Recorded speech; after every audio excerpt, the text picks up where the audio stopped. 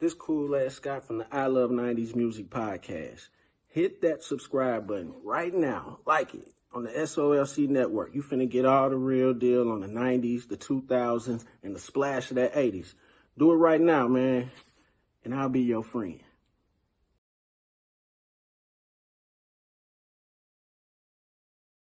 All right, we got one of those crazy stories. Again, this story is the story of when Ike and Tina got into a little kerfuffle with the Oakland Black Panthers in Oakland. And the Black Panther Party beat the brakes off the Ike and Tina Turner review, including Ike and Tina. So in 1973, the party sponsored its first concert, contracting the Ike and Tina Turner review for an hour-long performance. And tickets began selling immediately. By the day of the show, Friday, July 27th, everything was going as planned. Oakland Auditorium was virtually sold out. The mic check went well. Ike and Tina were on their way. All the business was in order until, as Black Panther Officer of Information Elaine Brown is, checking everything, making sure it's smooth, she sees Miss Elaine, the lady who was in control of handling the cash from the concessions and tickets, hyperventilating from a note she just received. Ike and Tina's transportation was taken care of by the Panthers. They received personal security. 6 of the $12,000 fee was given to them a week prior to the show, and Norma gave the road manager $5,500 when they got to the venue. But due to them running low on cash on hand, Norma gave them a handwritten check of $500 to complete the remaining of their fee. Well, Ike passed off a note to Norma saying he needed his $500 and he needed it in cash, or they wasn't going on stage.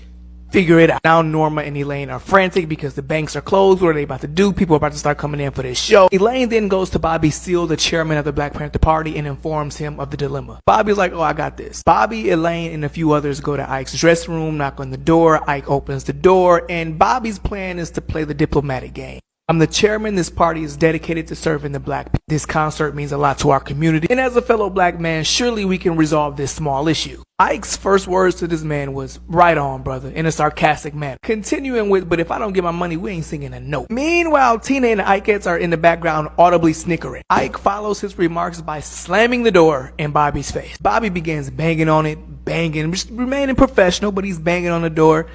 Nothing. Bobby eventually gives up on that door and goes to Norma and begins berating her for not having enough cash on hand. He's like, you're not prepared. You need to get money right now. Despite the fact that, again, the banks were closed at this point, he's like, figure something out. Fast forward half an hour, everything seems perfect within the auditorium. Larry Graham has the audience on their feet, dancing, cheering. Meanwhile, backstage, the only thing feet are doing is the only dancing is Norma's heart, because she was waiting on the return of people who she'd sent out with a series of smaller checks to cash at, little local stores. Once Larry's set is over, then Elaine goes up and has a musical set. And after that, the audience are expecting Ike and Tina, so time is just running down. Well, fast forward another hour and the cash is not there, so that means Ike and Tina are not on that stage. Then enters Black Panther founder Huey Newton, and we get some order. He wants to know what the hell is going on. And when they began detailing everything, he's frustrated with them for even allowing Ike to disrespect their chairman, Bob, but swiftly shifts his focus towards getting a number of men to follow him to the dressing room. Huey kicked the door completely back. Told him, your scrawny ass got exactly 60 seconds to get on that stage before I break my foot up off you, everybody in this room, and your instruments. He then has his guys stand in the doorway to make sure Ike don't try to slam that door. And you can bet your ass Ike and Tina were on that stage within those 60 seconds, and the crowd erupted. They were cheering, happy. Well, they performed all of 15 minutes before Ike stopped the music and told the audience he was under threat by the Black Panther Party. Told them that he was forced to perform without getting paid and that he could not work under these conditions. And I guess he assumed that the audience would feel sympathetic for him.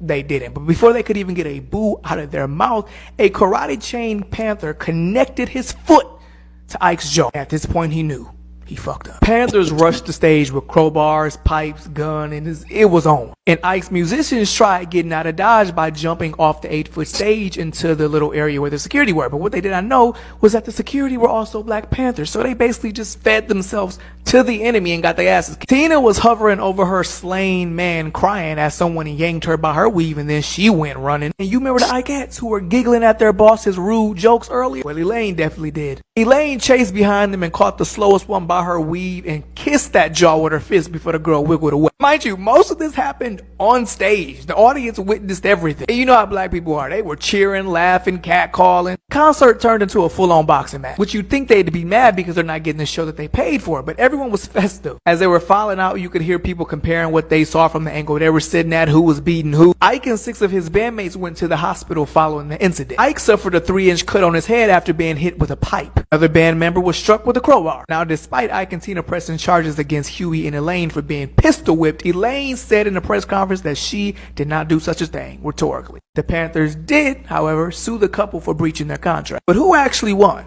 Ike for receiving all but $500 of his contracted money and only performing 15 of the contracted 60 minutes, or the Panthers for whooping his entire band's ass in front of their fans? Hey, real ones that completed this video, comment the money bag emoji. I'm St. Dallas.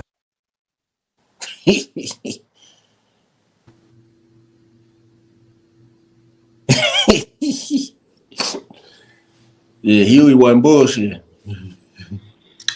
So, on mute, Daryl.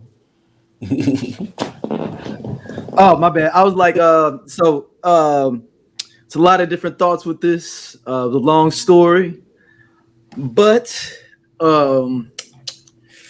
Scott, I'm gonna let you go first. What do you think about it? Man, they can't be fucking around out in Oakland. In Oakland? Nah. that's where MC Hammer from. Yeah. Yep. That was one of the things I thought as well, Stacy. And this is where when St. Louis niggas think they can do anything anywhere comes into play. Yeah. Because I thought about this right. East St. Louis. You said East. But he thought he could go out there. He's like, you know who I am? I'm Ike. Yeah. Why would you? So, fun fact. So, this is a true story. Yep. I had to do some digging to be like, I mean, it's too detailed to not be a true story. It's hyperbolic. He's like Right. putting some stuff on. But it was like, well, but let me double check. Like, I need to know, I need to understand everything that happened. And so there's not a lot of information on it, but the book was written. So the where he's getting this from is by the book from Elaine Brown, the woman he's referencing, and it's called "A Taste of Power: A Black Woman's Story." So that story is told in that book. Stacy has found an actual Black Panther news paper from the Black Panther Intercommunal News Service. And this was from August 11th, 1973, in which it is listed in here that that the Black Panther Party filed suit against Ike and Tina Turner. There is a press release from the Ike and Tina Turner review that I found, but I'm still trying to view it. Looks like somebody's trying to sell it, like on eBay or something. But if you Google like this story right now, all that's coming up is this guy's video. So he's know. viral because, like I said, I'm like on page 7 of Google, kind of trying to get past his thing because like everyone has reposted it. It's like, wait, what the hell? And this is, but see, I don't know what news where this came from, but this says August 16, 1973, a representative for the Black Panther Party denied assaulting Ike Turner during a concert that took place the previous week in Oakland, California.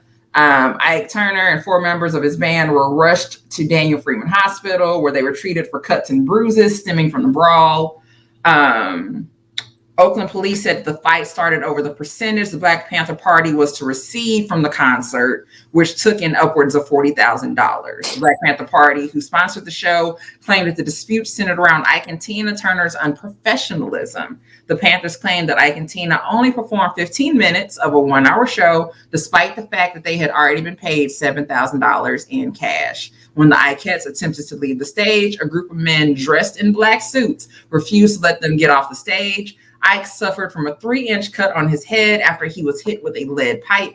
Another band member was struck with a lead crowbar and was hospitalized for 4 days. That lead pipe keeps coming up. So more than one, like I said, this is something else totally that I'm reading compared to that young man's what he just said. That lead pipe is evidence Yeah. Lead pipe exists. There was a lead pipe in Ike's head that met. Damn, I kind of wish this was a scene and What's Love got to do with it. Look, You know but, what? If Tina got rodeoed a little bit up too, though, I mean, she's already getting rodeoed up by Ike in the movie. You can't have other random people in Oakland doing the same thing to her, like damn, you know. Even though she could have just lied though and been like, just showed him getting beat up, but then I got away. He didn't. yeah, but Ike was remember. I don't know if y'all remember that Ike was going on like a interview tour of his own, talking about all the stuff that wasn't true in the movie. Yeah, I remember. He's like, I know I did put my hands on her there at that.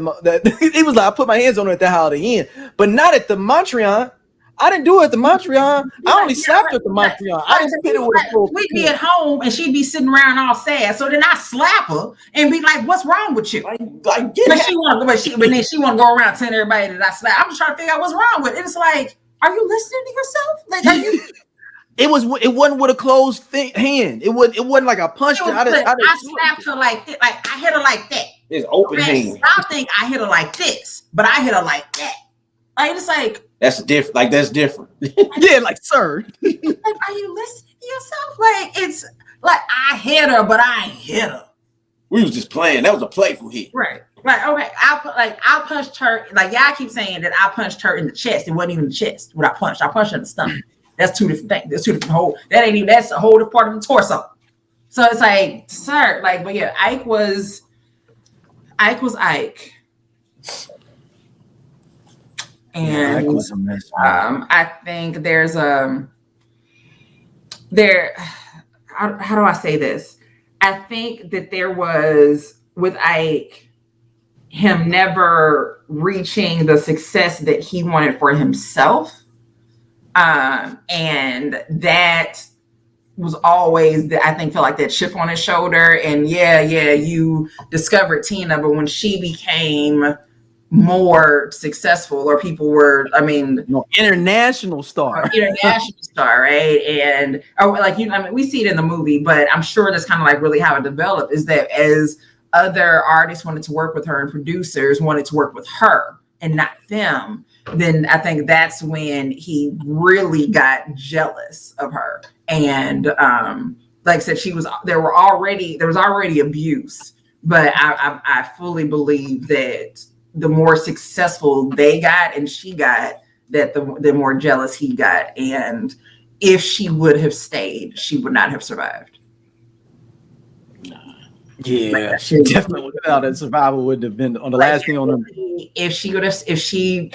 That night when she left that night, like I think if she would have stayed, she would not have been able to die in an old age. Hey, this cool ass Scott from the I Love 90s Music Podcast. Hit that subscribe button right now. Like it on the SOLC network. You finna get all the real deal on the 90s, the 2000s, and the splash of that 80s.